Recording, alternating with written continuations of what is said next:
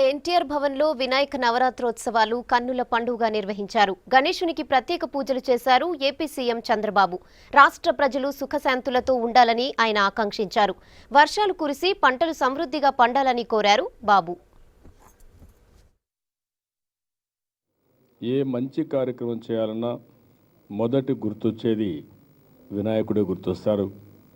వినాయక పూజ చేస్తే సర్వ విఘ్నాలు ఏమున్నా సర్వ దోషాలున్నా పూర్తిగా పోతాయనేది ప్రజల నమ్మకం. ఇటీవల ఎన్నికలు జరిగాయి. ఎన్నికల్లో ప్రభుత్వాలు వచ్చాయి. కేంద్రంలో ఎన్డీఏ, అది మరిగా ఆంధ్రాలో తెలుగుదేశం ప్రభుత్వం వచ్చింది. ఇక్కడ అపోజిషన్లో ఉన్నాం. మేము చేసే ప్రతి కార్యక్రమానికి ఏమాత్రం విఘ్నం లేకుండా పూర్తిగా ఆశీర్వదించమని, ఆ విధంగా ముందుకు పోవడానికి దీవించమని వినాయకుడిని కోరుకుంటున్నాను.